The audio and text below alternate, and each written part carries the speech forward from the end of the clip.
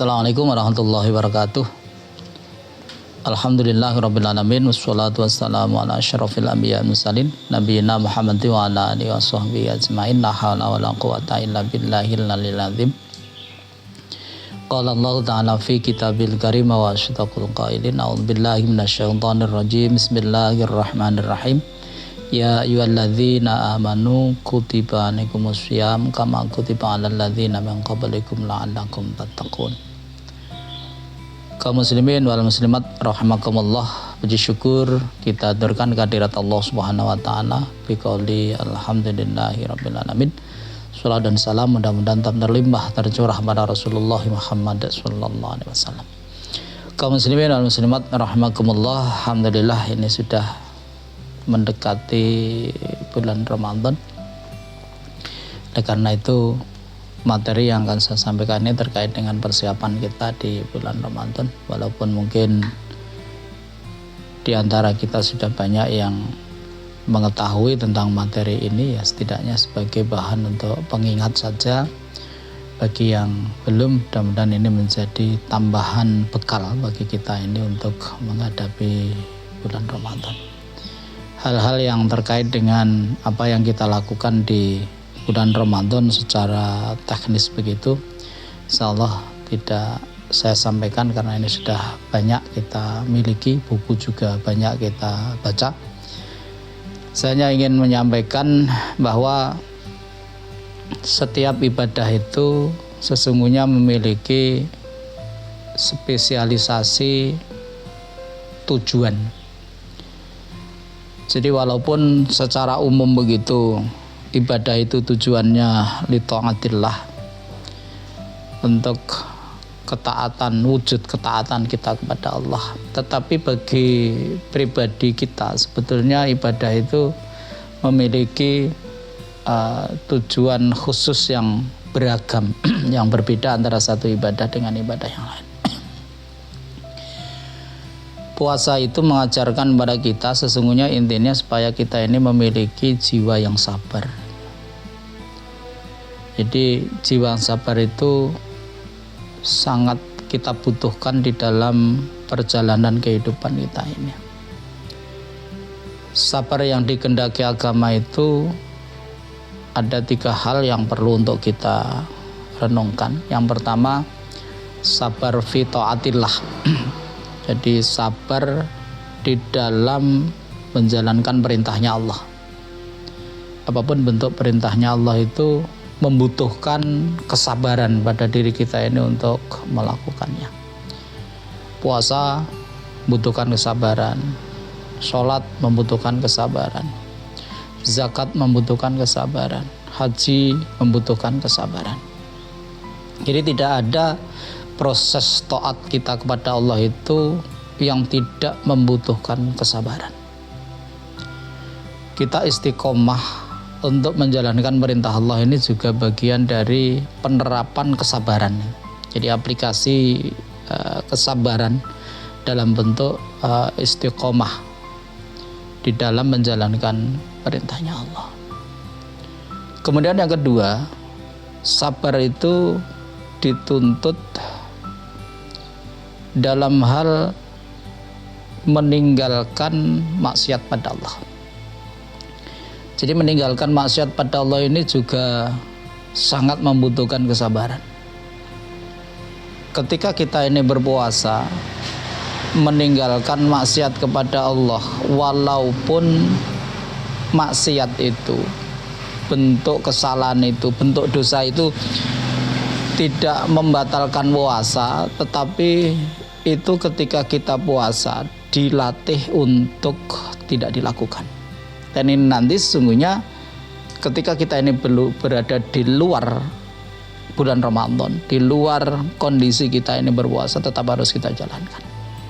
Misalnya Rasulullah mengingatkan pada kita, malam yata qaulaz zur wal amala bihi falaisa lillahi hajatun fi ayyata'a ta'amahu wa syarabahu. Siapa yang tidak bisa meninggalkan qaulaz zur, berkata yang tidak benar begitu. Berkata yang tidak benar itu yang meliputi kita berbohong, kita tidak jujur, kita menipu, kita ghibah, kita melakukan fitnah dan sebagainya. Ini kan berkata yang tidak benar. Wal ngamala bihi, dan kita ini juga termasuk pelaku dari hal-hal yang tidak benar itu. Falaisa lillahi hajatun fi ayatin at'amahu wa syarabahu.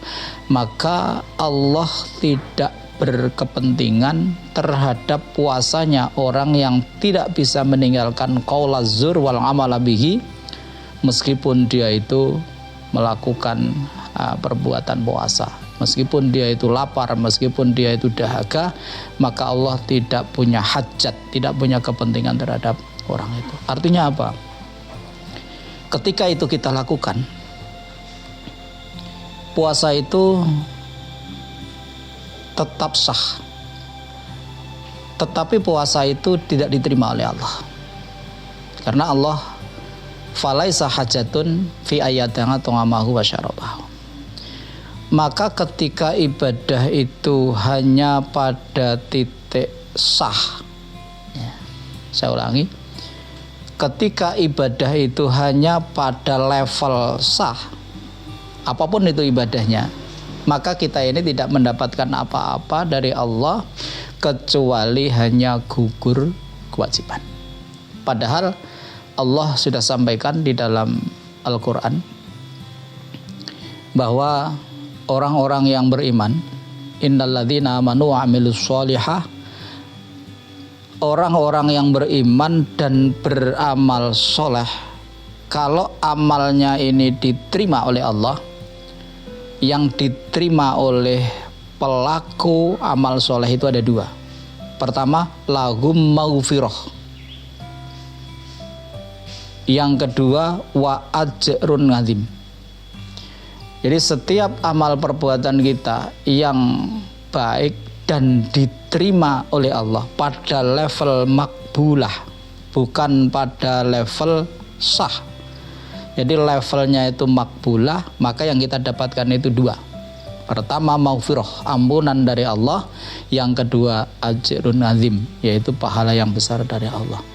Tetapi ketika ibadah kita ini hanya pada level sah, maka sesungguhnya dua itu tidak kita dapatkan dari Allah. Yang kita dapatkan itu hanya gugur kewajiban, artinya kita ini tidak berdosa karena sudah melakukan apa yang diperintahkan oleh Allah. Yang kita harapkan itu Ramadan itu betul-betul nanti bisa memberikan dua hal ini pada kita. Walaupun secara umum seperti itu, tapi Ramadan ini memiliki nilai sendiri. Artinya ibadah yang dilakukan di bulan Ramadan ini nilainya berbeda dibandingkan dengan yang dilaksanakan di luar Ramadan. Karena memang Ramadan ini bulan yang memang dikhususkan bagi umat Islam, umatnya Rasulullah ini untuk mendapatkan pahala yang sebanyak-banyaknya. Kemudian yang ketiga, sabar yang merupakan intisari dari puasa ini, itu nanti kita butuhkan dan diperintahkan oleh Allah supaya kita terapkan ketika kita ini mendapatkan musibah, yaitu as-sabru fil musibah. Sabar ketika kita ini mendapatkan musibah, sabar ketika kita ini menghadapi persoalan hidup. Kita ini tidak ada manusia ini yang tidak memiliki persoalan dalam kehidupan kita ini. Dan setiap persoalan yang kita hadapi itu membutuhkan kesabaran. Kesabaran itu bukan berarti kita pasrah tanpa usaha. Jadi sabar itu adalah kita berikhtiar dan kemudian menyerahkan hasilnya itu pada Allah. Jadi level sabar ini sebetulnya ya di atas level tawakal itu. Jadi kita ini ikhtiar sambil berdoa, kemudian nanti hasilnya kita serahkan kepada Allah. Ini tawakal. Apapun nanti hasilnya, apakah sesuai dengan yang kita inginkan atau tidak, maka disitulah level berikutnya yang harus kita miliki, yaitu sabar terhadap segala sesuatu. Kalau sesuai dengan apa yang kita inginkan, maka kita harus bersyukur. Kalau tidak sesuai dengan yang kita inginkan, disitulah peran puasa kita ini untuk kita implementasikan di dalam menghadapi musibah atau menghadapi sesuatu yang tidak kita inginkan. Kaum muslimin wal muslimat rahimakumullah. Kita sekali lagi bersyukur karena kita sudah sangat dekat dengan Ramadan. Oleh karena itu kita harus mempersiapkan diri kita sebaik-baiknya, mempersiapkan diri kita secara lahiriah maupun secara batiniah. Yang lahiriah ya kita siapkan fisik kita dan sebagainya, kebutuhan kita di bulan Ramadan. Kemudian mungkin hal-hal yang harus kita lakukan di bulan Ramadan secara fisik.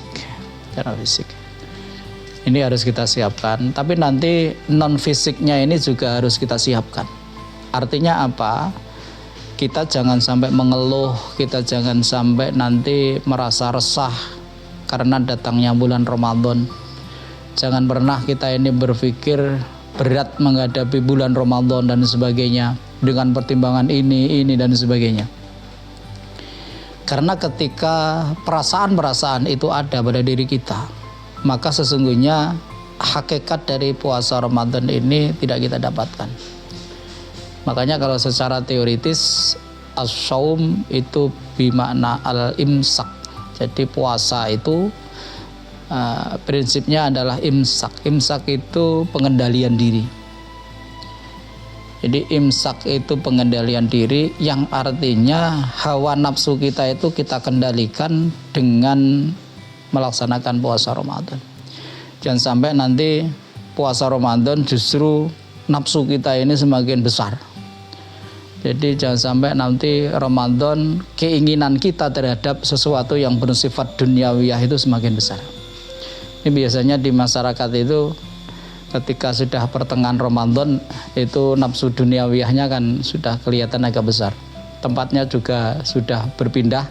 Yang awalnya di awal Ramadan itu di masjid, biasanya nanti kalau sudah pertengahan bulan Ramadan itu tempatnya di mall. Kalau kita lihat di mall itu pasti bukan mencari akhirat tetapi pasti mencari dunia.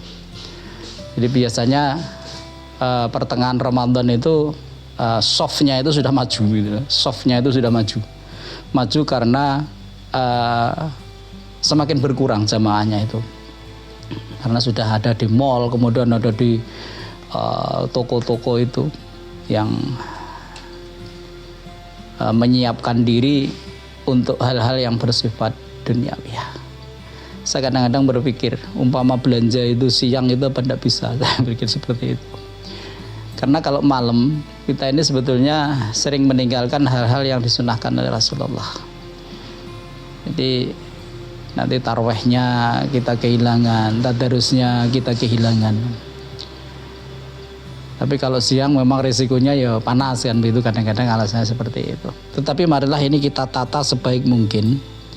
Sesuatu yang bersifat duniawiyah ini jangan sampai mengalahkan sesuatu yang bersifat ukhrawiyah. Hanya itu aja. Karena apa? Pesannya Allah, walal akhiratu khairul laka minal ula. Akhirat itu jauh lebih baik daripada dunia ini.